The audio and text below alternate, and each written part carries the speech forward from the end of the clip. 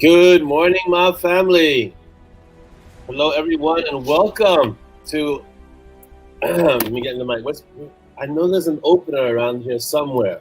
There she is. Opener, open for us, please. Hello and welcome to MoB TV Kaffeeklatsch episode 91. Enjoy the show. Thank you, opener. Let's see how she's gonna. You're gonna stay. Well, you can sneak out now. Go sneak out. Oh, good move. Like a ninja. That was good. Good morning, everyone. Episode 91. I cannot believe we're at episode 91. Wow. All right.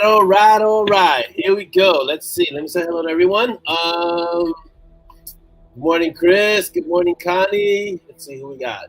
Good morning, Facebook user. That's really Dolly. Good morning, Jasmine. Hola, Paige. Someone who's this Facebook user? Good morning, everyone. Good morning, Linda. There's another one. Good morning, Mary Beth. Good morning, Audrey. Big hello back to Jasmine and Stacy. Tell Stacy I said hello and good morning. Under the Facebook user, all right. Who's that?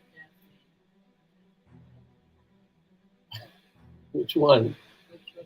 Oh, saying that's Dan. Yeah. Oh, good morning, Dan. Some awesome clips of the videos. I'm looking forward to the Ahsoka one. That one looks really good. Big shout out to Z, my opener. She's getting better and better each time.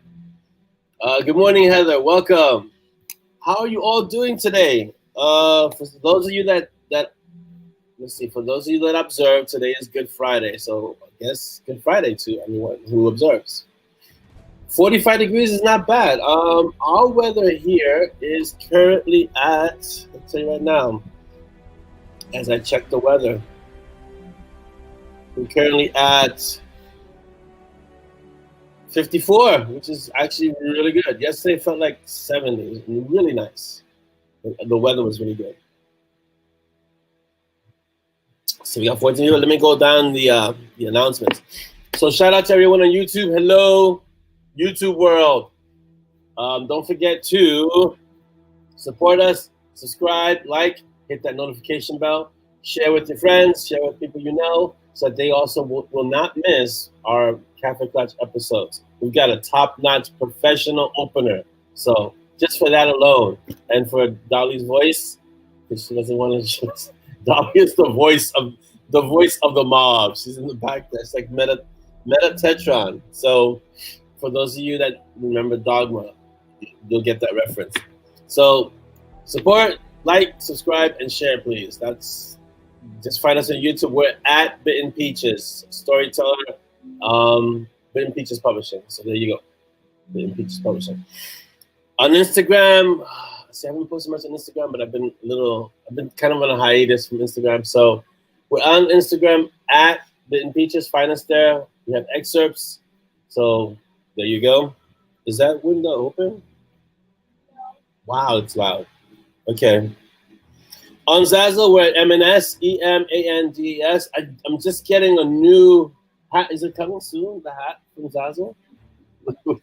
At some point.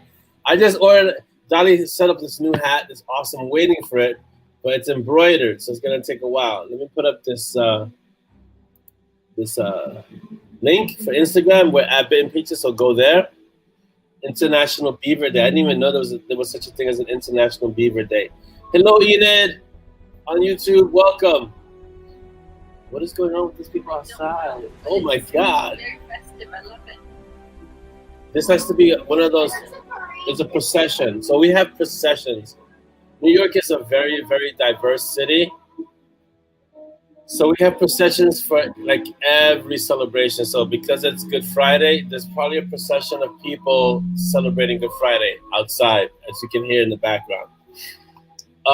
It's cool. So it's like part of one of the things of being in the city. Like yesterday, I was in the trains.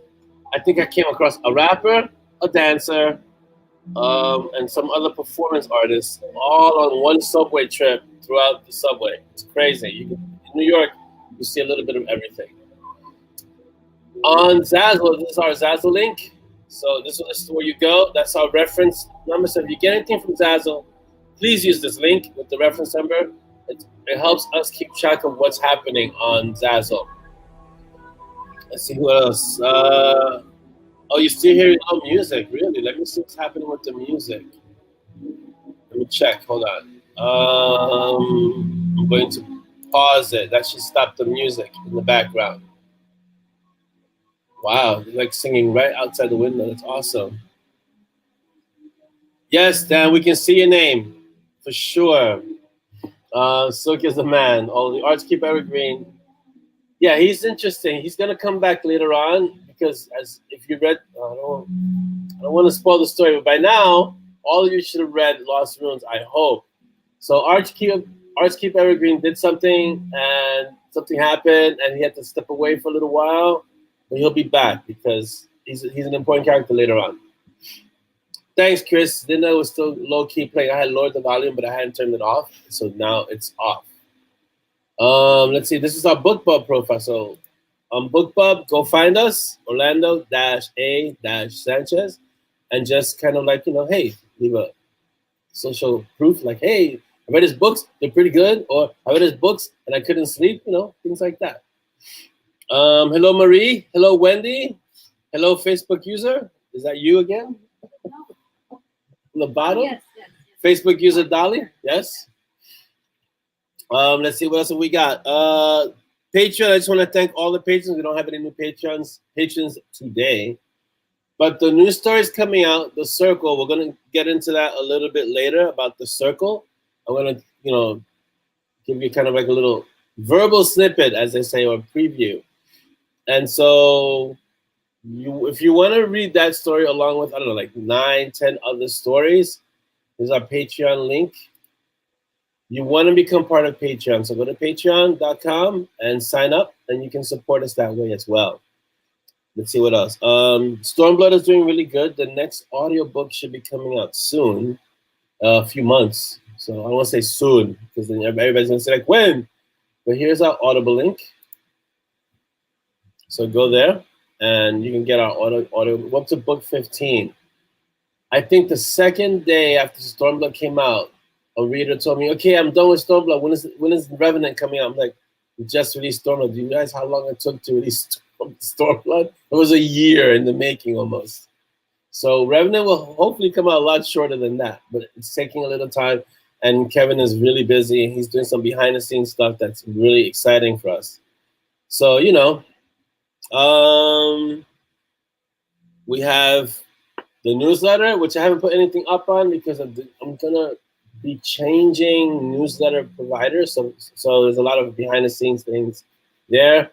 We're moving to maybe a different provider. So I'm kind of stepping back just a little bit until we get that squared away. And then I'm going to really push, the newsletters. And we're on BookBub. You have the BookBub link up, right? I saw the BookBub link. So BookBub, so I'm going to put it back up again.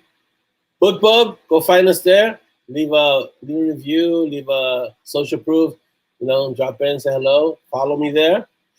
And we're on Binge Books. Where's Binge Books? Is it here? Binge Books is coming. Go on Bebo, as we call it, Binge Books. And again, same thing. They're a new company, but they're actually getting a lot of really well-known authors. They're growing. They have a mobile app as well. This is our Binge Books link. And just follow me there as well. And you can kind of leave a review. And I think there's a sample of almost all the books there, right? Sample first chapters of all the books are there. So all these links will be in the MoB later on if you miss any links, because I know I'm going through them kind of fast. But, we're kind of all over the place. So find us there. Oh, we're also on Twitter. Forget we're on Twitter. I've kind of stepped away a little bit from Twitter because it's become cringy. But I'm still on Twitter, so here's the Twitter. And I'll see how it turns out. If it starts getting better, then I'll have more of a presence there. But I'm not really on Twitter as much. I'm mostly now on Facebook and Instagram. Maybe I'll have Z think about doing something on TikTok. That's kind of up her speed. We'll see. We're looking at it. So, yeah, there are also, as Chris is saying, there are audiobook samples. If you want to hear the amazing Kevin T. Collins narrate Every book has a book sample, and I can guarantee you. In fact, where's my opener? Zoya, Yeah. come here. Can you sneak back in? Mhm. I'm gonna get you a corroborating review on what are your thoughts on Requiem? What do you like? Have you liked the Requiem or not? Yeah, it's very good. The audiobook, it Yeah. works for you? Yeah. Yeah? What's your favorite part of the narrating? Peaches. Of course, Peaches. All right, so Peaches is the favorite part as certified by our professional opener. Don't knock down the screen when you sneak out. Bye. All right, so yes. So go listen to the audiobook samples and you'll see what I mean. Peaches, I think Peaches is one of the best voices though. Peaches is one of the best voices. Okay, what is this? What is this link here after? YouTube. Oh, our YouTube link? This is our YouTube channel? What does it look like that? Looks like some kid just crashed on the keyboard, like UC2, CXZ, blah, blah, blah. Okay, Chris so probably has a better one. Chris, see if you have our YouTube channel link, because Dolly's YouTube channel looks like a cat crawled across the keyboard. So, wow, third reading. All right, so let's discuss Lost Runes. If you have any questions about Lost Runes, this is the episode to ask it, because by now I hope everyone has read it, and so if anything, we'll have a spoiler alert for everything. Who's the Facebook user that been working on Lost Runes in the hospital? Hello, Jaja, welcome. My big question is silly, but why is Simon no longer using his magic flask? Did I miss something? No, he's still using it. He's just not using it as much, and Monty is kind of telling him to be careful because the flask was a gift from Hel, not Hel the place, Hel the goddess, Hel, and they really don't know what's in it except that it's a special flask that keeps refilling itself, and the liquid is basically whatever the person wants to drink. So he's telling them be very careful drinking from that flask where you've been drinking. All right, let's see. Chris, this is Chris's link, which doesn't look like a cat crawled across the keyboard. Frank, stay off the keyboard. Exactly, Wendy. Yeah. You're welcome, Jaja. Dan is saying, I absolutely love the 10 name drop in Lost Runes, and that this current massive level of threat name drop is not close to Needham. It's true. If you need the 10 for an issue to resolve an issue, everything is in danger. That's how powerful the 10 are, you know? It's world ending only, and it really better be ending. Yeah, you don't call, it's like using a nuke to kill a roach. Like, that's overkill. You don't call in a 10 for that, you know? The babysitting time comes in not the next book. The next book is going to be Archmage, which kind of should make sense if you read the story, you know why. In the following book after Archmage called Entropy, they're going to do some babysitting. And it's going to be fun because Cece has more of an active role in Entropy. Okay, not a question, but a subtle observation. Dr. Death, yeah. I can't, excuse me, Dan. I can't divulge too much about Roxanne's title from Sebastian, but it comes into play, I want to say after Entropy. Whatever the book is. Oh, yeah. So after Entropy, so it's going to be Archmage, Entropy, Corpse Road. In that book, there's going to be a referral to that title. I took off that link. Yeah, you don't want to see. That's why you only see the 10 sparingly. Like you've seen LD, you've seen TK, you've seen Chris Chrisman, you've seen RJ, which is really 2 people, not 1 person.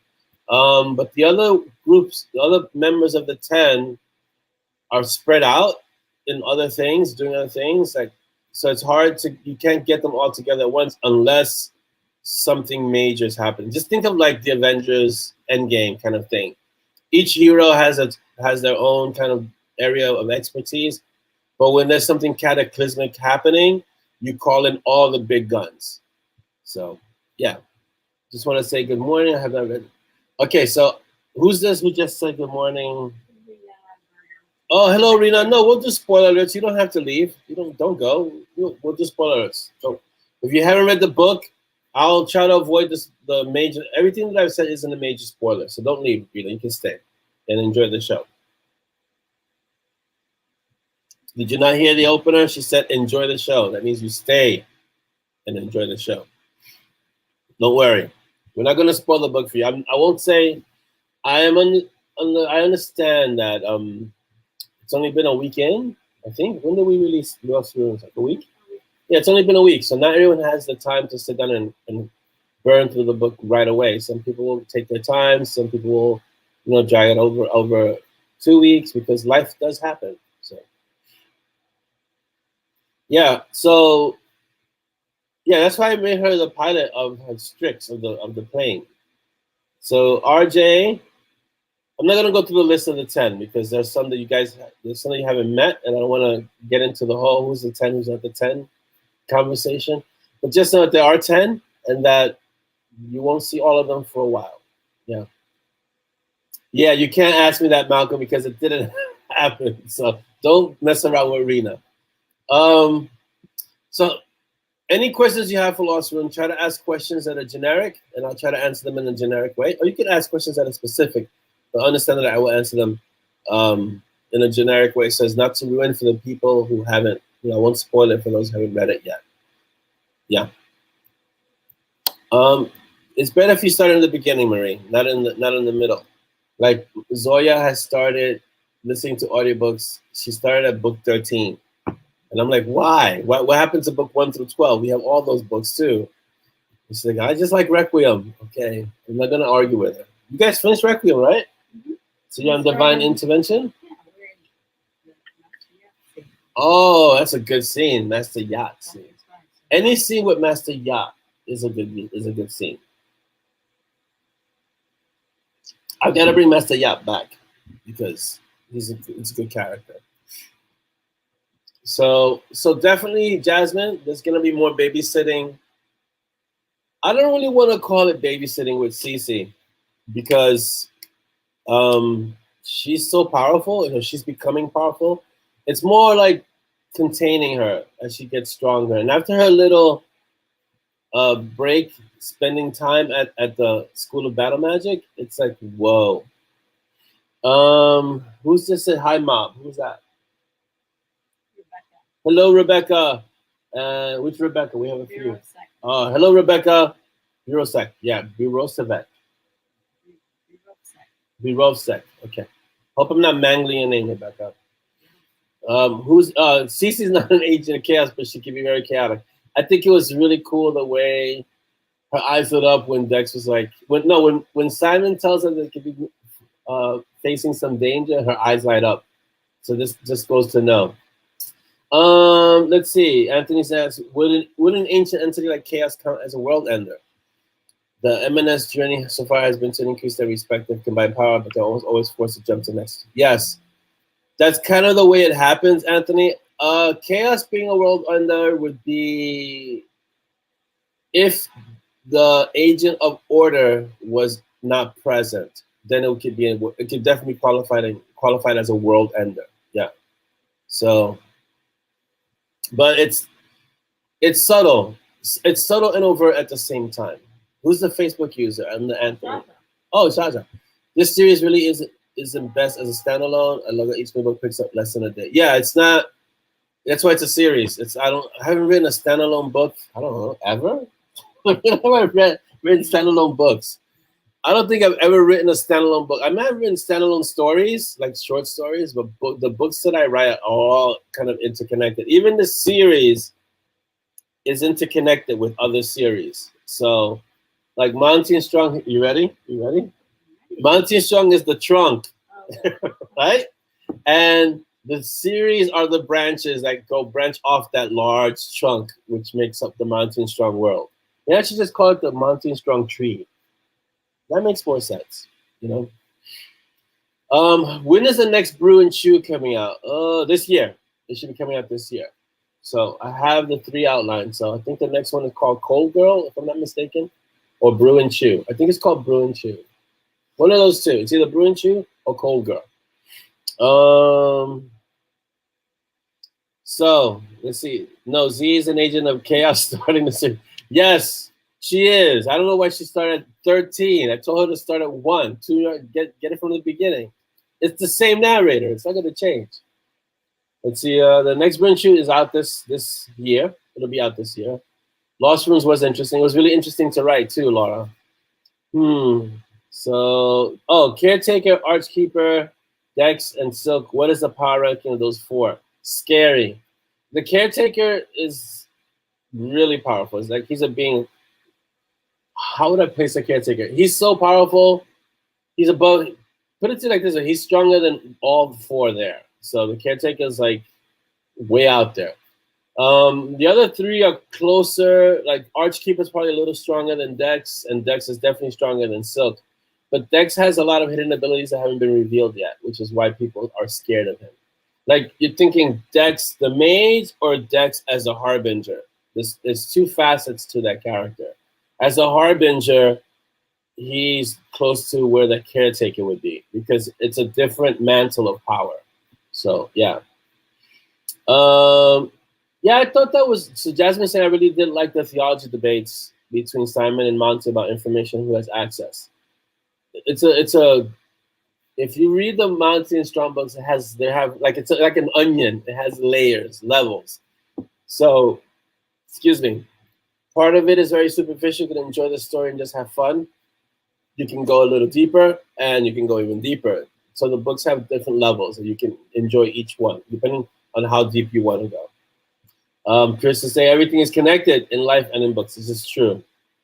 Right. It could be, I don't know if since that Yggdrasil is already taken, Anthony, but we can call it the M&S tree for sure.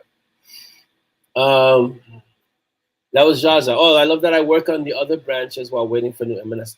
And there are a lot of branches to work on from what I'm saying. Do we know? We have an accurate number of what other stories are? In the whole, like just written, just totally written, like other stories out there. Well shreked. We're gonna make that a verb. At last count, I think there was like 70 stories out there, 76 stories out there. Total. There's a lot, Jaja. So there's a lot to read. You know, someone requested that I give them first chapters and covers, and I looked at the request, Dolly, and I looked at the request. I'm like, do I have time to do all this? Because she needed it for just to supplement some stuff. I'm like, have I really written all? Come on, it's like it was just like book after book after. I'm like, I can't. There's no way I could have written all this, but it is. That's the way it is. Will I have dramatized versions in the future? Is that Jaja again? Rena. Hi, Rena.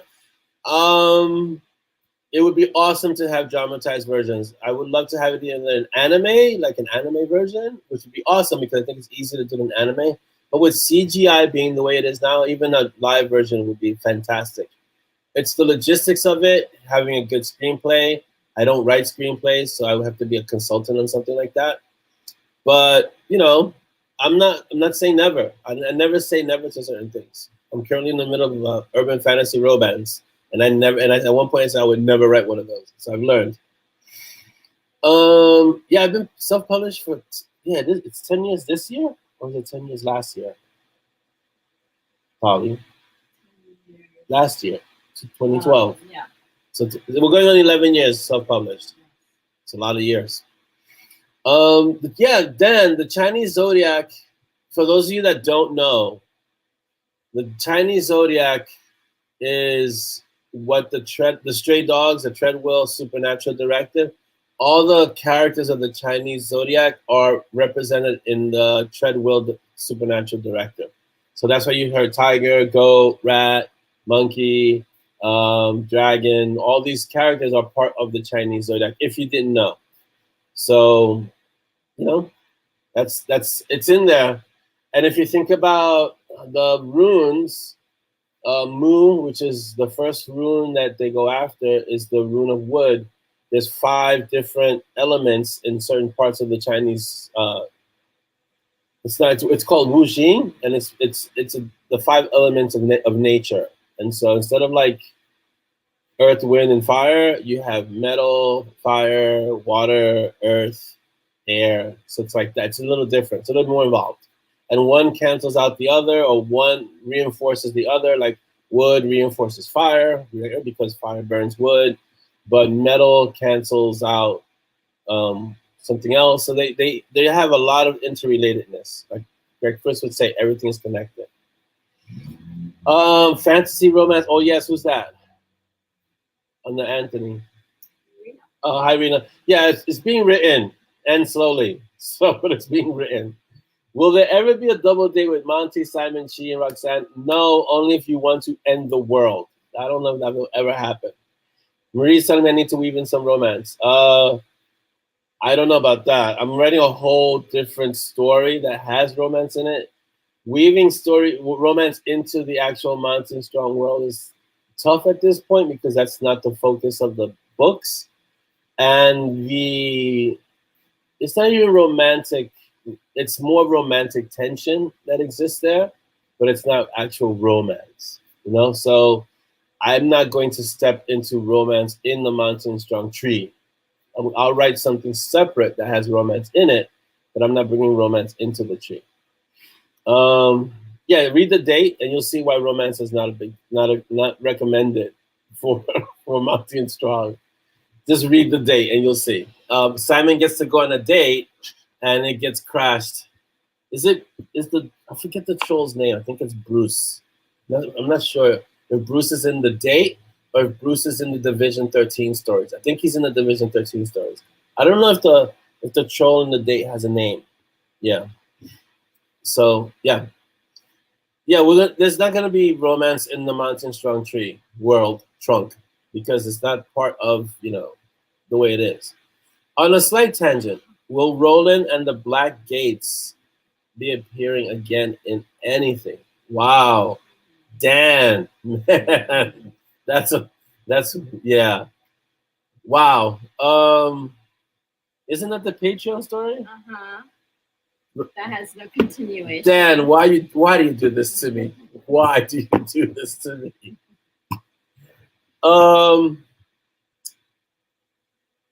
There are a lot of stories in the Patreon stories that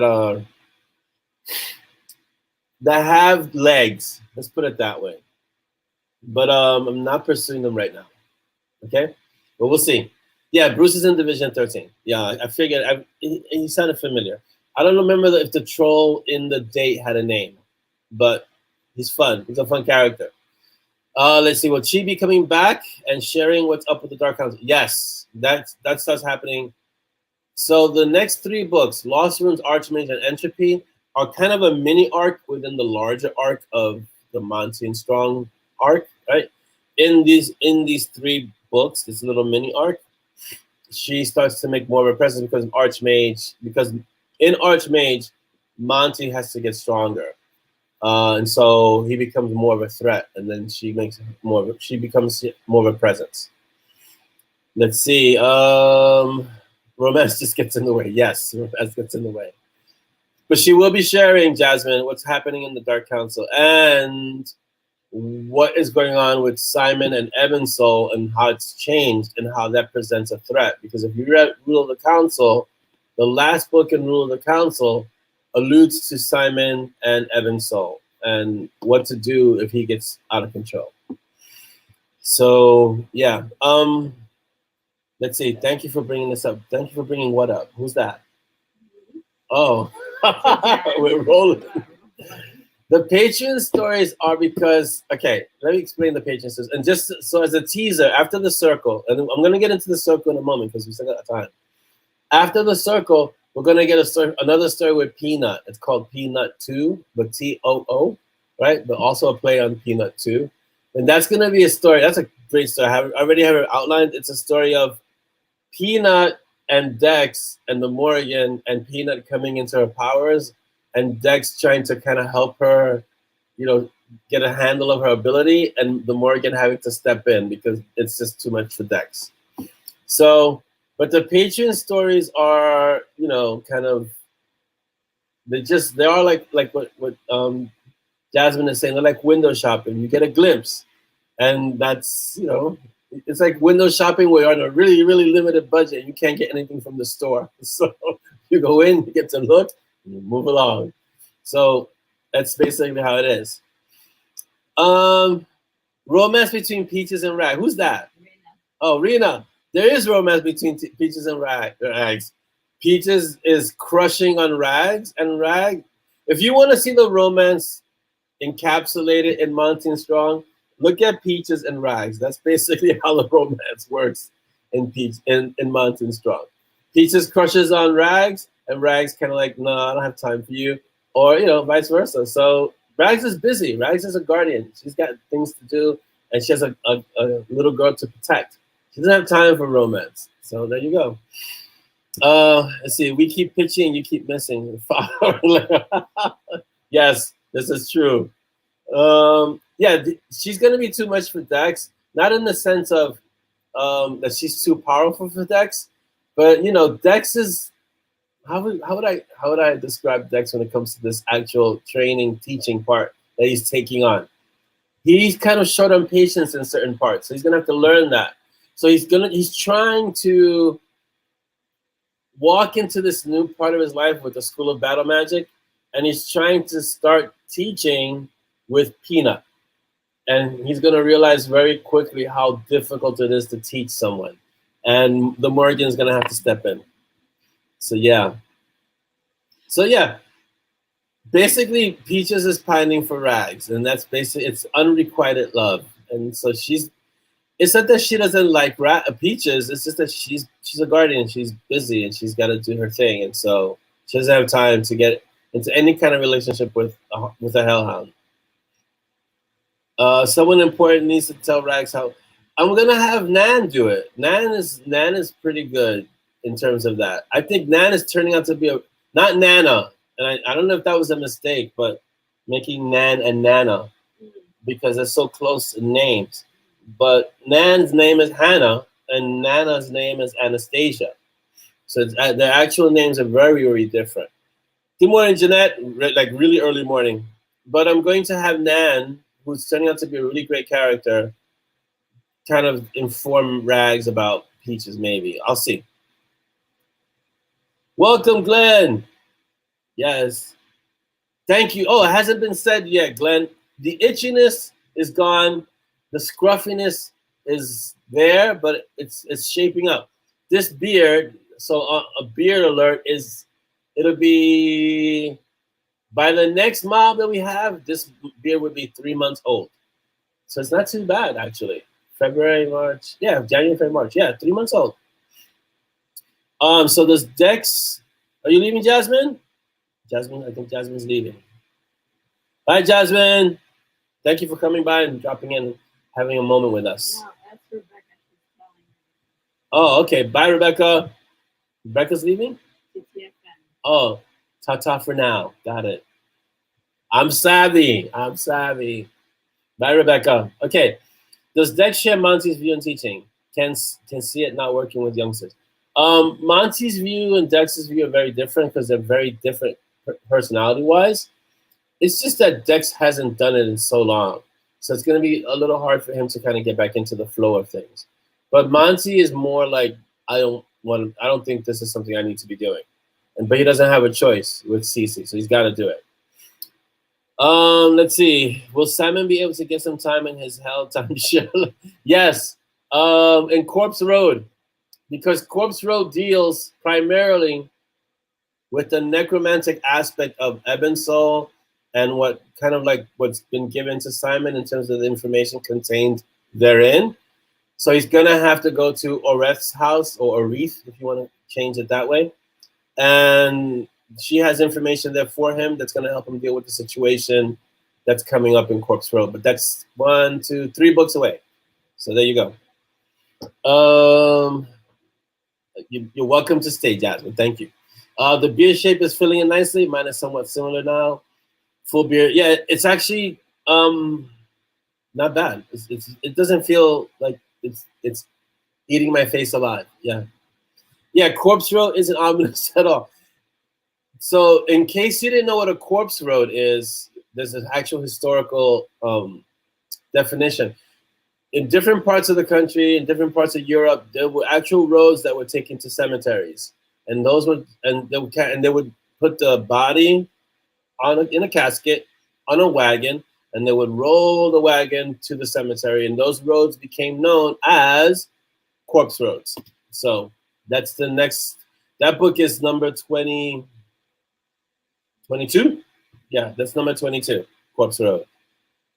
So it's coming. It's close. We're on book 20 is next. So yeah, we're book 22. Yes, Maria.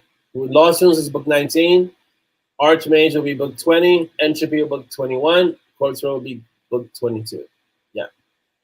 Yeah, there's a lot of interesting historical stuff in the Monty and Strong stories. If I had to share with you the research that I had to do, Jasmine, it's homework.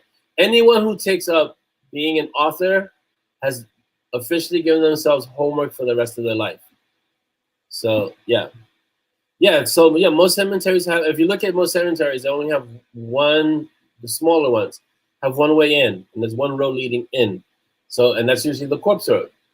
And that's where those came from. Jasmine, I agree. Both Nan and Nana are awesome. You don't see Nana as much, but her stories are coming soon. Soon, TM. Not book related, but I gotta ask, does your boss like the beard, or does she really tolerate it? My wife is good with mine for now. I don't know. Let me ask her. Do you like the beard? Do you really tolerate it? I love your beard. She loves my beard. She gets to brush it too, because I have a beard brush. And sometimes she's like, she brushes it. And it's pretty cool. So yeah, there's some beard tips. When I get better with the beard, I'll start giving M&S MoB Kaffeeklatsch beard tips. Homework is fun if it's fun homework, but some of the reading that I have to, if I explained how much reading I had to do sometimes for a sentence or a paragraph, it's insane, because you got to get it right, or you got to get it accurate. Even if you're going to take liberties with the information, you have to operate from a place of knowing what the information is first before kind of adjusting it for a story. You have to do the work. Readers will tell if you're just flying by the seat of your pants. Dan says, a result of me having read everything you put out there is me asking different questions. I love the introduction of new powerful characters. You have such a great roster. Some resonate with me more than others. Nana, as someone has just said, and Gan. Oh, Gan. I can't bring Gan back, but Gan is, I can't introduce Gan into the story again. That's like opening up the whole sepia blue world again. We're gonna leave that alone for now. Yeah, Soft and Fuzzy is good right now. I don't know. It's growing in, so I'm liking it. It's not bad. I would love to see a Sunatran car show. Maybe some of us computer nerds will get together and create. That would be awesome. I think at this point we have had enough Sunatran vehicles that we could start the car show and then just add more. I think that would be fantastic, of like actual Sunatran cars that exist in the stories, and then like proposed Sunatran cars that we could kind of add as like I wish this would become a Sunatran vehicle, or potential Sunatran vehicles. So that would actually be really fun to do. And then actually a Sunatran car show, I don't think we could afford to put together a real Sunatran car show. We blew up an Aventador. That alone would break the bank. So yeah. When do we get more Gray Strider? Who's that? That better not be you. Okay. Jaja, more Gray Strider is being written as we speak. The art for Gray Strider, if you didn't know what the art, for those of you that know, everyone here should know what the art is, but some of you may not. The art is the advanced reader team. So these are the beta readers that read all the stories first. The art for Nocturne Melody, which is the next Night Warden book, Gray Strider, should be opening on the 16th of this month. So that's when the next Gray Strider book is coming out. It'll go to the art. It'll last there for about a week, and then it goes live probably by the end of the week. When is Acheron coming back? You're almost as bad as Dolly, Jasmine. Dolly's like, and Bangers and Mash. Where is Bangers and Mash story? Okay, so I kind of wrapped up. It's interesting that you say that, because as I was sending Dolly first chapters of books, one of the books that she was asking about was the Nixia White books. And I was reading the first chapter, and by the time I finished reading, I was like on the 5th chapter. It's like the story it gets really good. I like to go back into their world because it's a lot of fun, but I have to start kind of trimming the schedule a bit. So I want to say the Darkin story sometime this year, but we're already in April. So if it's not the end of this year, it'll be early next year. Who says I wish I was a beta reader? Oh, I wish I was a beta reader. You know? It's on. It's on. Oh, okay. Jaja, you can become a beta reader by requesting to become one. It's not a hard process. And then I have to put you into the private group, which is the art group, the advanced reader team group. I don't know why we named it that, but it works. Let's see. A Sinatra car show would be awesome. Let's see. I would like to do. I would like an art for great. Well, when it comes out, I always announce it. I kind of tell people, whoever wants to be part of the art, let me know. I announce it in the mob, and sometimes there's 1 or 2 people. My husband mentioned the car man says Simon has with his cars. Yeah, I'm kind of I just came to this realization recently that I'm kind of a car nerd, I guess, car geek, and mostly for classic cars. I love American muscle cars. But I also love like old European cars, and so yeah, I guess you could call me like a car geek, you know. The Sinatra show would be a magnet for disaster. No, a Sinatra show. So in New York City, we have these buildings called armories, and sometimes they're used for car shows because there's these big spaces that have an open floor plan, right, like an armory. We'd have to have it in a place like that, and we'd need serious, major security, or the Javits has car shows sometimes, and the Javits is perfect for a car show. But again, you need major security for some of those cars because those cars a lot of them are very rare. A lot of them are just incredibly expensive. So to have an actual Sinatra car show, we need major security and major bond, in case of anything happening to the car. So yeah, I don't see a real car show happening, but we can also have a virtual Sinatra car show. That'd be awesome. Oh yeah, visit to Fang's, and their spicy noodle. And somebody's saying knack. You see what's happening? Jasmine, this is what you started. Oh yeah, because Jasmine started with the whole when the Akron is coming in to get the knack and bangers and mash. It's like, very well written for all the strong. What's very well written, Jasmine? I'm not following that thread. So, yes, shredding is fun. I keep hearing that it's a lot of fun. It's definitely fun on your end. It's not so much fun on my end because by the time I get the stuff back to post shred, so you have to understand. I've written the story, I've seen the story, I've read the story, I've reread the story, I've edited the story, I'm re-editing it, and when you shred it, then if it goes into another editor, I have to reread it again. So that's why towards the end of the process, I'm really at an asteroid the size of the United States crashed into the planet, destroying all life. That's basically where I'm at towards the end of the process. So, let's see. I actually thought the purpose of Bangers and Mash are the accidental cause of the next supernatural war. Like they try to blow up Ezra's place, or they piss off Frank, or something. Yeah, they if left to their devices, Anthony, they probably could start another supernatural war just because they were trying to do something good, but it's Bangers and Mash, and that always ends up twisting into something wrong. So a Sinatra Prius would be a badass Sinatra. Trust me, it's a Sinatra car, but I don't think Simon would want to drive it. Mary Dot's asking, and hi Mary Dot, I didn't see you come in. Why has there been little to no mention of Monty's mother's family? Oh, that comes later.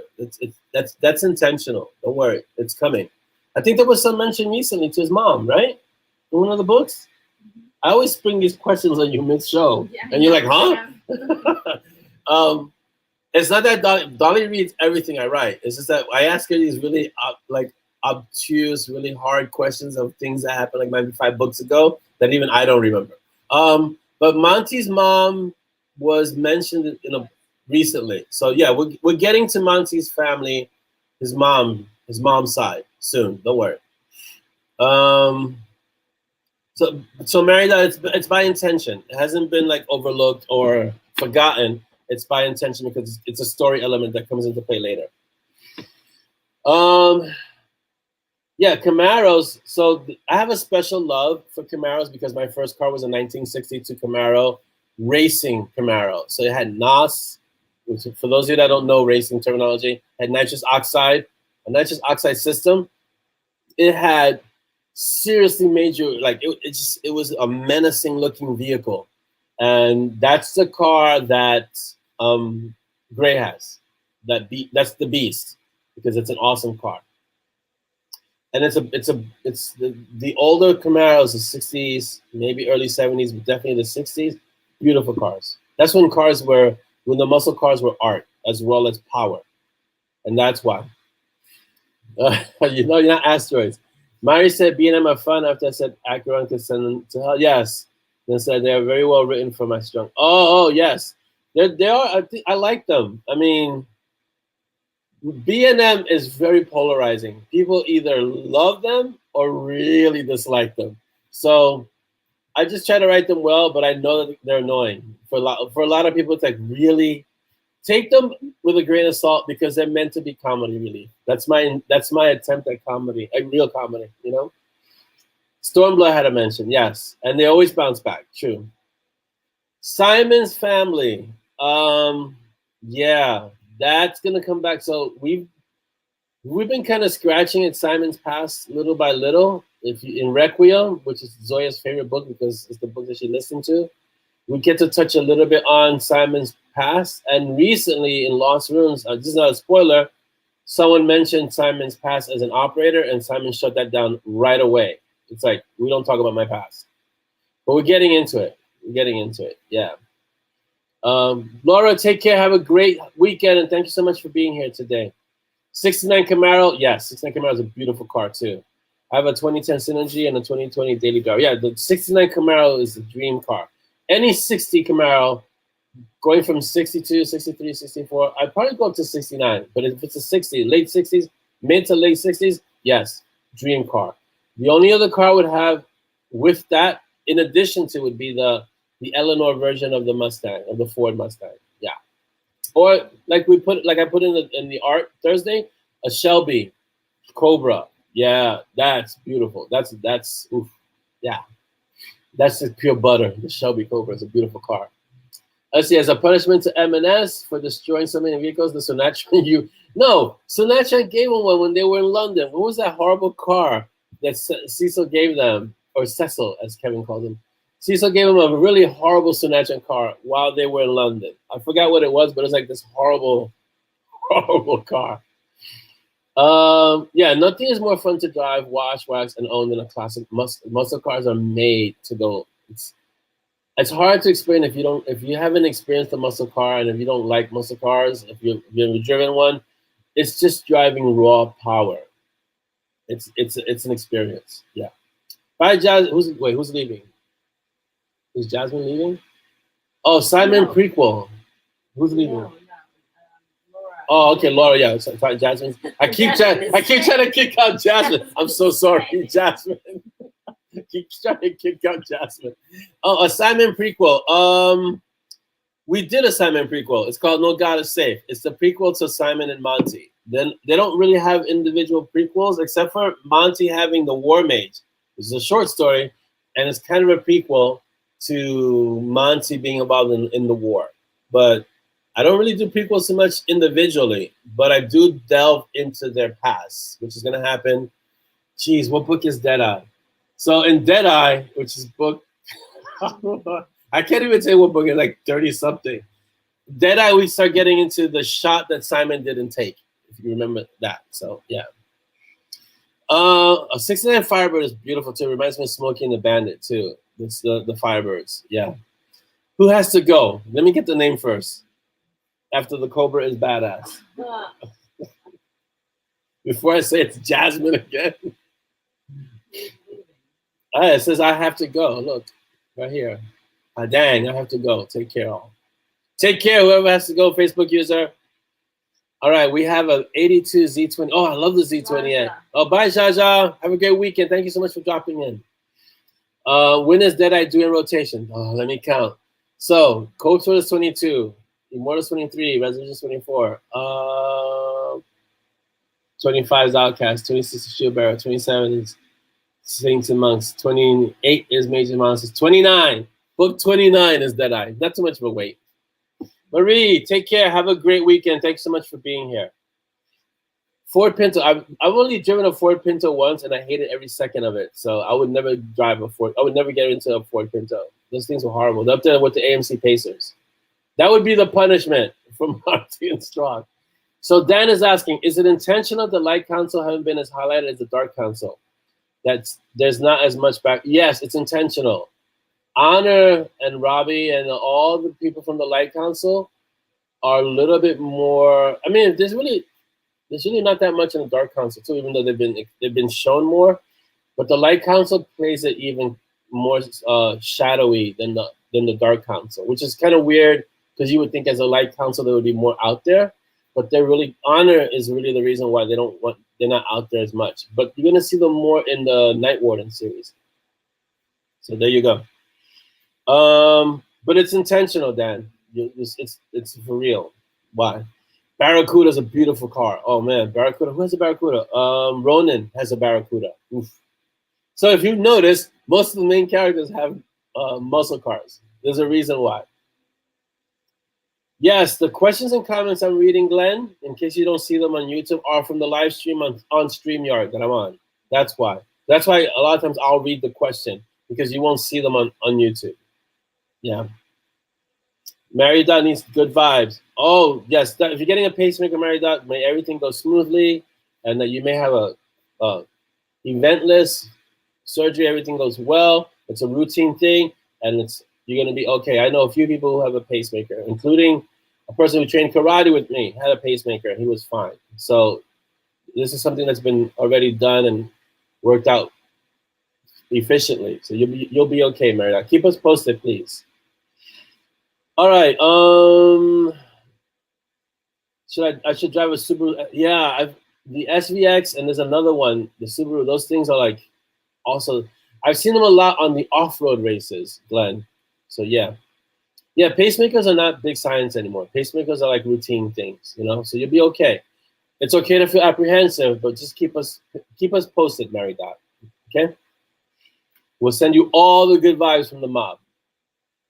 Malcolm says he trusts the dark council more than light. I would too, Malcolm, because the dark council is a little bit more out in the open, and the light council seems to be a little bit more kind of behind the scenes. Whoa, we got to get to the questions. I like the WRX, yeah, but it's because it's a lot more powerful. Just to put that out there as a tangent. Let me get to the questions. Oh my God, time is running. All right. Wow. Okay, forgot that we had a lot of comments. Okay. The questions we're gonna go over today. Just letting you know now. So if you need to leave at 12:40, please do. I will not be offended. I can't see the text now, but you can, right, baby? All right. So, Can you do Anthony's question first? What's Anthony's question? Would any of the scary gods, beasts hidden in the shadows be from the Cthulhu mythos? I'm trying not to get into Lovecraftian things, Anthony, because it's, and John Corwin I think has a good. He's kind of cornered that mythos, if you want to call it that. No, I don't think they'd be hidden. Like even Chaos, who's an old god, and he wouldn't be from the Cthulhu mythos. So no, I don't think so. I'm not saying no, that I could introduce one, or maybe a more obscure one, but it's possible. All right, so let's get to the questions because we have a bunch. So Audrey, so first of all, I'm going to give a blanket thank you to everyone who posted a question. Thank you so much. Questions are awesome. And they're an awesome part of the show, and they kind of give more insight to what's going on. Audrey's first question. What is something you will never do again? Wow. There are a lot of things I will never do again, Audrey. That's a very loaded question. But there are a lot of things in my life I will never do again. I'll tell you one thing that I will never hang off the side of a 40 or 50 story building ever again to install a banner. That will never happen again, ever, ever. Okay. Dolly, I guess you guys answered this question in the reply. What was your favorite author when you were a child? So, did you? Enid Blyton. Enid Blyton is Dolly's favorite author when she was a child. Is Enid still your favorite author? Or you have others now? Terry Pratchett. Orlando. I hear that guy's pretty good. I'm sorry, I listed you second. How could you list me second? Oh my god. Oh my god. All right. I should be like first, second, and third, and then Terry Pratchett, Enid Blyton. Man. All right, Orlando. Thank you for these great questions, Audrey. Besides don't hurt or / kill the dog, is there another scenario that you will never write? Don't kill the main characters. I don't kill main characters. I might put them through hell and put them through major situations and upheaval, but I don't. I mean, and you guys know my position on this because I've discussed it many times. For me, it seems like a betrayal of the reader to kill the main character. So my main characters have plot armor and major plot armor, so I don't kill the main characters. But another scenario that I will never write, as I expressed to Dolly recently, is put an ad in the book for another book while you're reading this book. If you don't understand what that means, it's like, and she knows because I was ranting about this. Let's say you're reading about Monty and Simon and Peaches, but Peaches has Brew and Chew, right? And I make an obscure comment like, and when Peaches went off to rescue Simon or whatever, if you really want to know more about that story, you should read Brew and Chew. In the story itself, how it yanks you right out of the story. That's something I would never write. And other authors have done that and pissed me off. But let's move on. No names will be mentioned. All right. Wendy goes on to say, with Cece's power levels, thank you for the questions, Audrey. With Cece's power levels now and potential, will she and Rags be spending more time with Dex and the Morgan at the battle school when Monty, Simon, and Peaches are eyeball deep in trouble? Yes. Yes. She's going to be, don't go there. But she and Peanut are going to end up being really good friends. No, I'm not writing a story of just Cece and Peanut or Peanut and Cece. Not yet, at least. But yes, they're going to end up being very good friends. Okay, Rebecca asks, and thank you for that question, Wendy. It's a really good one. Rebecca asks, have you ever mentioned Simon's family? To my knowledge, I have not. I don't think so. But that doesn't mean it's not going to happen later on because his family's there. It's just I haven't gotten into it. Lisa's saying, hoping we get a Simon prequel. I don't think there's going to be a Simon prequel. We're going to go into his past, but I don't. The only prequel that I've written is No God is Safe in terms of Simon. Like I said, Monty got the War Mage, but even that is not a prequel per se to Monty in terms of the story. It's a prequel to kind of he being in the war. And it really was a good vehicle to introduce Yacht and his family. Okay, let's see. So Lisa says, so I've noticed that mages have very expensive taste in things. Is that because they're long-lived and want things that last? It's a little, or does that speak to their vanity? A little bit of both. Most mages have a lot of disposable income because they've lived for so long. And most mages, as Simon has already said, have egos that are huge. So along with that large ego is a large dose of vanity. And so they want things that last because those things are well made. Things that are usually well made that last are expensive. And they want to look good. So it's a combination of all of the above. Chris asks, thank you for that question, Lisa. It's a really good question. Chris asks, what is your opinion on new app ChatGPT? Clearly, it cannot write a book with possibilities as a tool, rewording an ad or a headline. I still think ChatGPT and all these AI stuff things are still kind of their inception. I think they will get better. Like the video I put up of Ice Matrix and things like that, they will get better over time, and pretty soon you won't be able to tell if it's a human or if it's AI. But I still think we're far away from that happening. Also, there's a part to writing a story that's intuitive that a computer will lack. And so unless it's programmed to actually think without any kind of input, it's never going to be able to write a story. As for writing an ad or a headline, it can probably help with that. So as it gets better, I'm sure that more authors will use it. Chris asks, again, Do I have a favorite? Do you have a favorite book cover? If you had to pick just one cover, wow, wow, that is hard, man. Let's see. I guess I can pick. That's too hard. That's too hard. That's a hard one. I don't know if I can pick just one cover because I would have to pick all the Night Warden covers because those things are works of art. And then there's some Monty and Strong covers that are spectacular, like the one with Kali in the background. Wow, it was incredible. So I can't pick just one. Sorry. So I have many favorite covers. That's about it. I can't say this one is my favorite because with the Range Doctor design, every time I say I give them a brief and I say, you guys do, here you go. And I get the cover back, it blows my mind. And I give them the next brief and they blow my mind. So I'm constantly getting amazing covers from the Range Doctor design. And then in Gene Malika, all his covers that he's done are incredible. So it's like I've been very fortunate to have insanely talented cover artists, cover designers for my stories. So I can't pick just one. That's all. That's a long-winded way of saying there's no way I can pick just one. Chris says, you hear me ask you hard questions? Yeah. You don't have to answer. No, I always want to answer them because it's good to have the hard questions. Yeah. Dan says, I know the best cover, but it's been kept secret and safe. Oh. Smiling. Yeah, you can't. Yeah, you don't you dare, Dan. Another question from Chris. Do you remember how many books did you have published before you saw a profit? Yeah, I had. So I've always been very transparent about this. My first year, I made $56.81. And I had spent, on one cover alone, I had spent $400. So I did not make a profit the first year. And the first year, I think I had 5 books. Right? I had the Spiritual Warriors. So it wasn't until, until Mountain Strong really basically is when I started. So that's 11 books in. And that's usually, if you research authors when they're starting out, 10, 11 books is usually when things start turning around, at around 10, 11. Like I just read something on Brandon Sanderson, and he was writing and writing and writing, and it was his 11th book that got picked up. He had written 10 books, entire books, and it was his 11th book that got picked up, and then they went back and started printing the previous 10.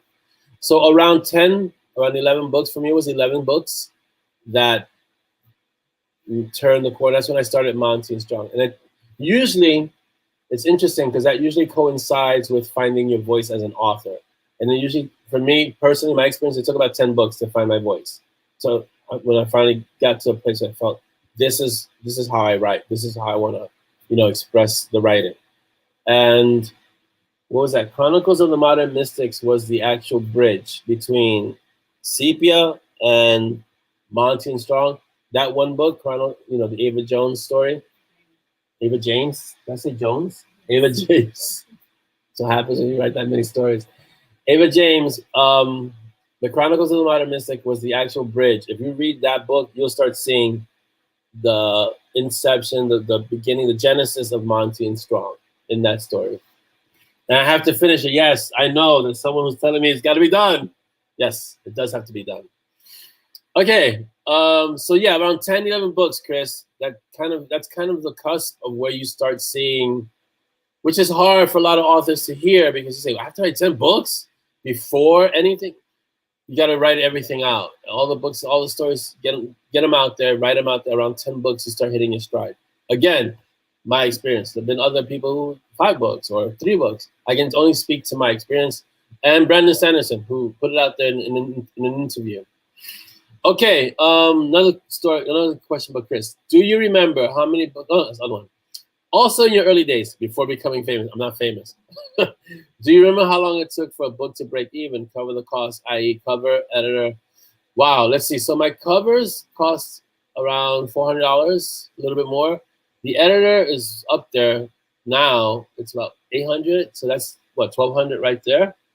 So in the beginning, months. I want to say a good 6, 7, 8 months before one book broke even.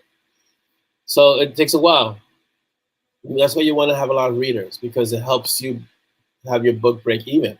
Because It's an investment. Someone calculated it takes about $2,000 to $3,000 to write and get the cover, get the editor, everything for a good self-published book. About $2,000 to $3,000.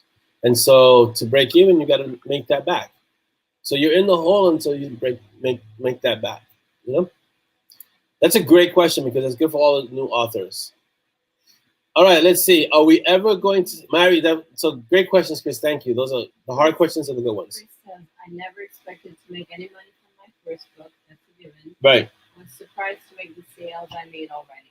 Yeah. Again, I'm telling you, I'm coming from my one whole calendar year, January to December, $56.81. I will never forget that number because I was excited. $56, yeah. So that always keeps me humble because that was my first year of writing. All right, Mary asks, are we ever going to see Monty take it even in modicum of joy in anything? Is there some big rule against me? Just smiling. He's English. The joy is all on the inside. So I don't know. All the English people I know, and I do. There's an English contingent of the mob. You know, the things that I write or depict, like the McVitie's and things like that. I have an English, like people who are English, and they tell me, no, Monty, that's not something he would do, or that's not how it would be expressed, or that's not, that's not the English way. And all the English people that I know, and I mean English people from England, and the few that I met while there, joy is, it's overrated. You take pleasure in certain things, but English people are very reserved. It's been my experience that the English are very reserved. So Monty is very English when it comes to that. He enjoys his cuppa. You've seen him groan over a good cup of tea. He'll groan, and Simon says, "Why don't you two get a room?"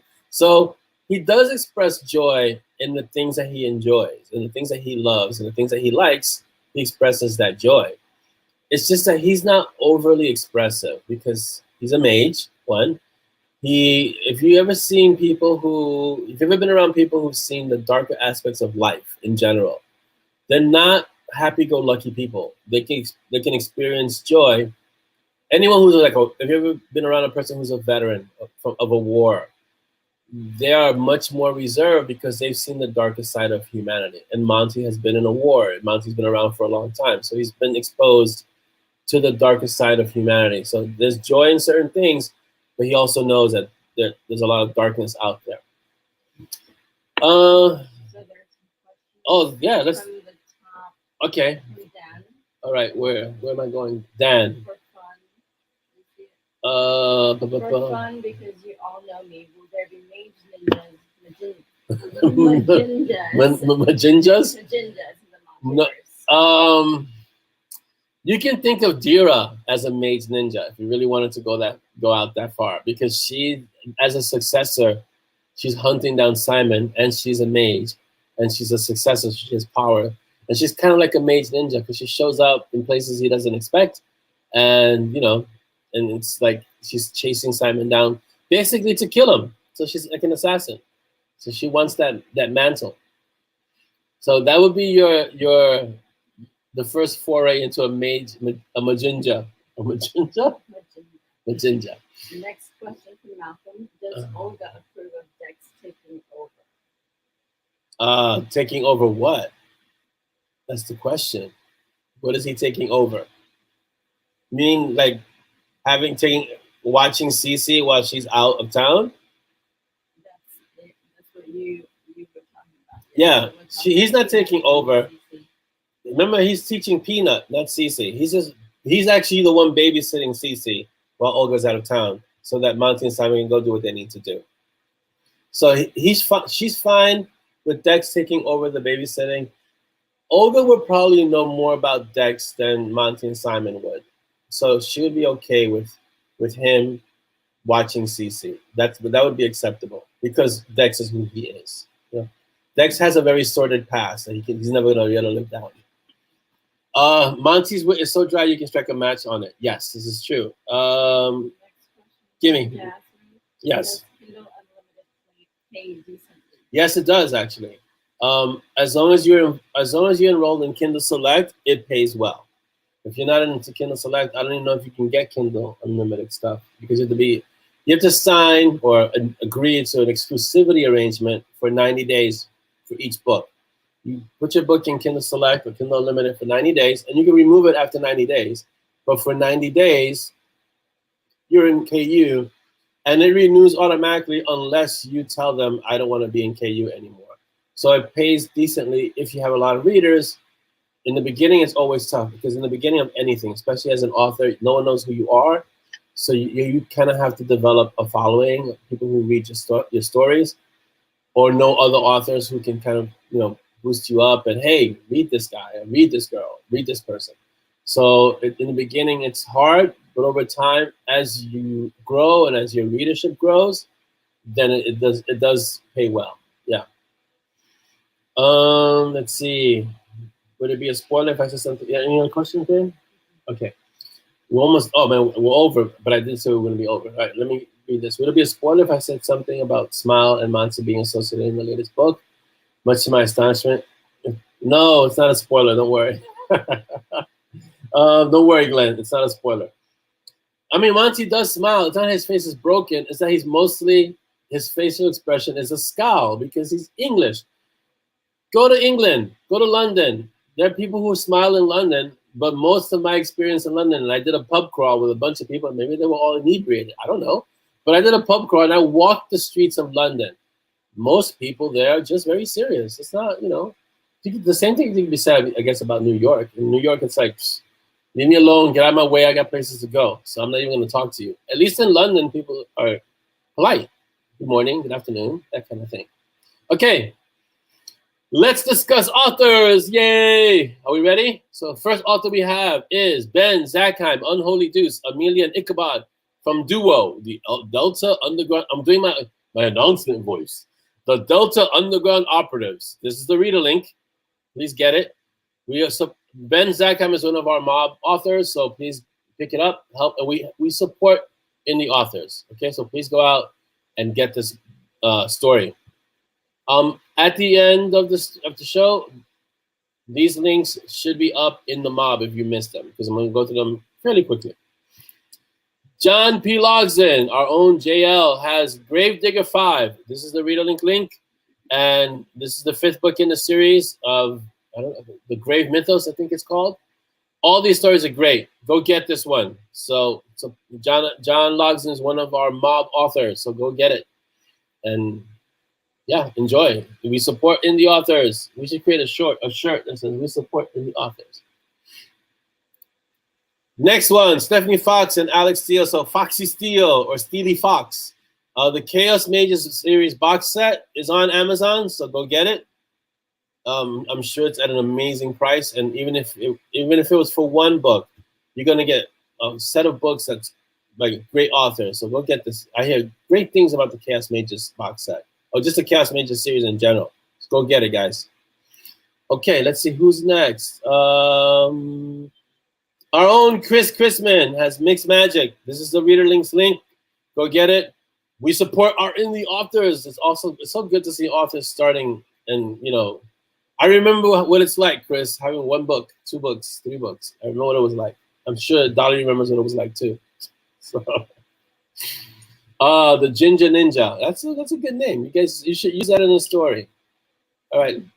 So let's get so I think that's it. We don't have any other honorable mentions. Rick Gualtieri has books out, I'm sure. Brad Magnarella.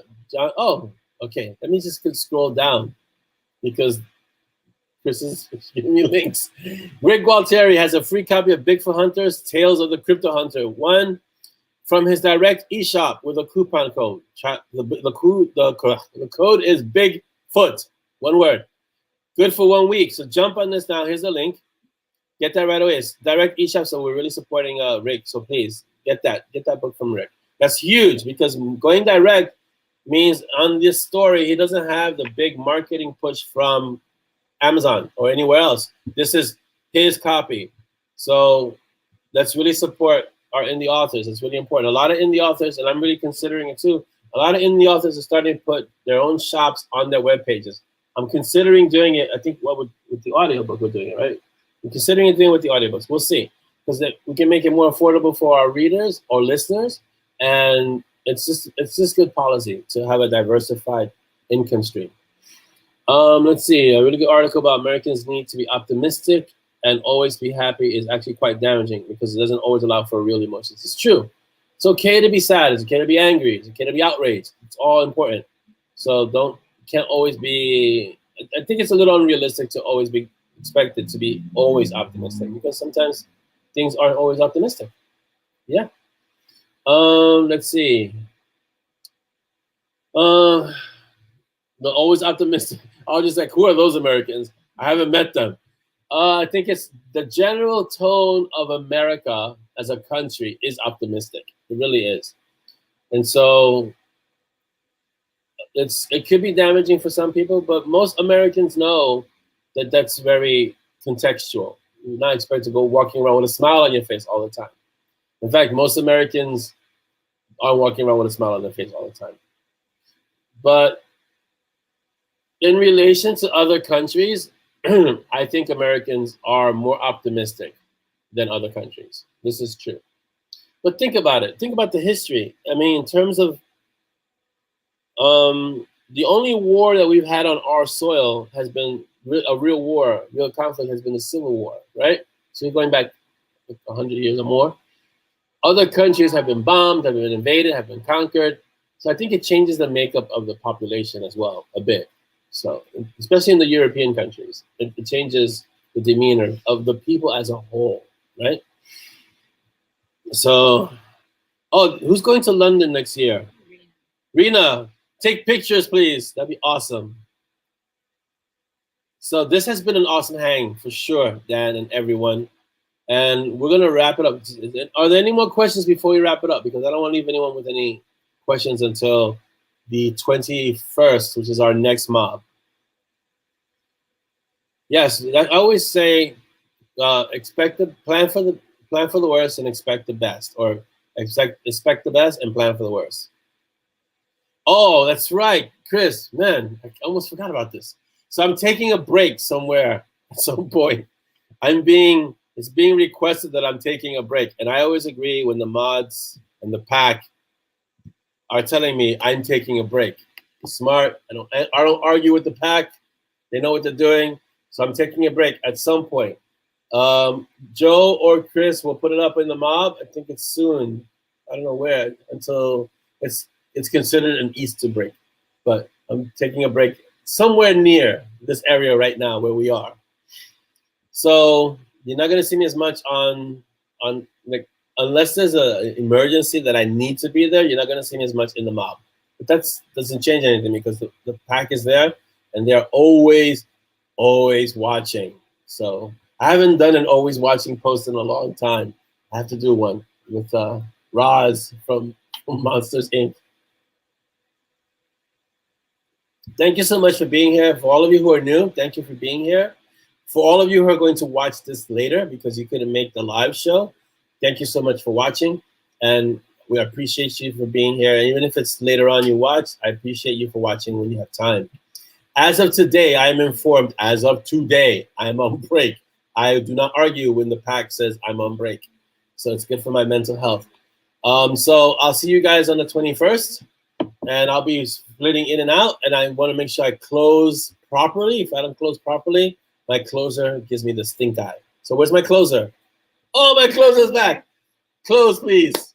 Thank you for coming to watch MoB TV Kaffeeklatsch episode 91. Awesome. And have a good weekend. Excellent. Thank you, closer.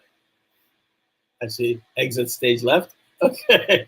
So, guys, thank you for being here. I want to wish you all a happy weekend and happy rest of the day. And thank you so much. This is, it's always awesome to have you guys here. And we're just going to keep making this an awesome place to be. Thank you for all the people, first-time visitors. Thank you for all the people who are watching later on and couldn't get to watch live. I appreciate you all. Most of all, guys, as always, be uncommon. Bye. You want to say bye, Dolly, before we go? Bye-bye, everyone. Say bye-bye. Great weekend. All right. Bye.